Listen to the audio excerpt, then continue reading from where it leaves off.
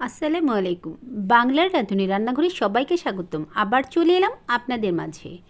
আজ নিয়ে এসেছি একটু অন্যরকম একটি পুডিং রেসিপি নিয়ে। সেটি হচ্ছে গাজরের পুডিং।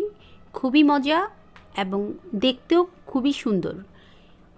শীতকালে প্রচুর পরিমাণে গাজর পাওয়া যায়। আমরা গাজরের বিভিন্ন রেসিপি করে থাকি, কিন্তু পুডিং রেসিপিটা নর্মালি করা হয় না। যদি এটা করে থাকেন, খেয়ে খুবই মজা পাবেন।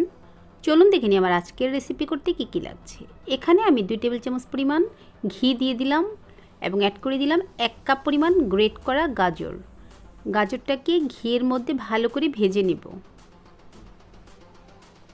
সাথে অ্যাড করে দিলাম 1 কাপ পরিমাণ লিকুইড মিল্ক এবং এই লিকুইড মিল্কে গাজরটা সিদ্ধ করে নেব। মিডিয়াম লো আঁচে রেখে আমি গাজরটাকে সিদ্ধ করে নিয়েছি এবং একটু এরকম ভিজা ভিজা থাকতে আমি এটিকে নামিয়ে নিব, কারণ আমি ব্লেন্ডারে এটিকে ব্লেন্ড করে নিব। এখানে নিয়ে নিলাম 2টো ডিম, 1/3 কাপ চিনি এবং এটিকে একটু বিট করে নিব। খুব বেশি বিট করার প্রয়োজন নেই। অ্যাড করে দিলাম 1 কাপ পরিমাণ আগে থেকে জাল করা 1 কাপ পরিমাণ লিকুইড মিল্ক। একটু মিশিয়ে নিব। খুব বেশি ফেটানোর প্রয়োজন নেই। দিয়ে দিলাম 1 চা চামচ পরিমাণ ভ্যানিলা এসেন্স।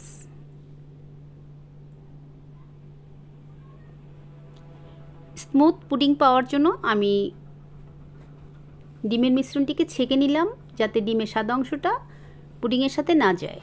অ্যাড করে দিলাম ব্লেন্ডার করা গাজর। গাজরটা 1 কাপ পরিমাণই হয়েছিল ব্লেন্ড করার পরে।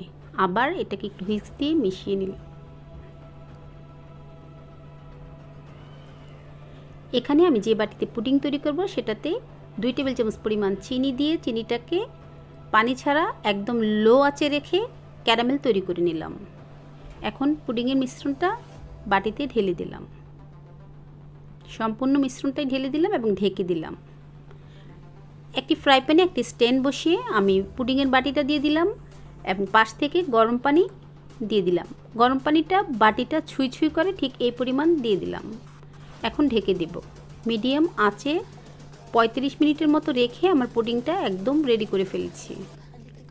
এরকম একটি টুথপিক দিয়ে দেখবেন, যদি ভিতর থেকে কাঁচা বের না হয় তাহলে বুঝবেন পুডিংটি হয়ে গিয়েছে। ঠান্ডা করার পর আমি এভাবে চারপাশ থেকে ছুরি দিয়ে একটু ছাড়িয়ে নিলাম এবং মোল্ড আউট করে নেব। মাশাআল্লাহ, দেখুন পুডিংয়ের কালারটা কতটা সুন্দর হয়েছে। যদি আমার আজকের পুডিংয়ের রেসিপিটি একটু ভালো লেগে থাকে, please like, comments and share করে দিবেন, সাবস্ক্রাইব করে দিবেন এবং পাশে থাকা বেল আইকনটি ক্লিক করে দিবেন। সবাই ভালো থাকবে। ধন্যবাদ।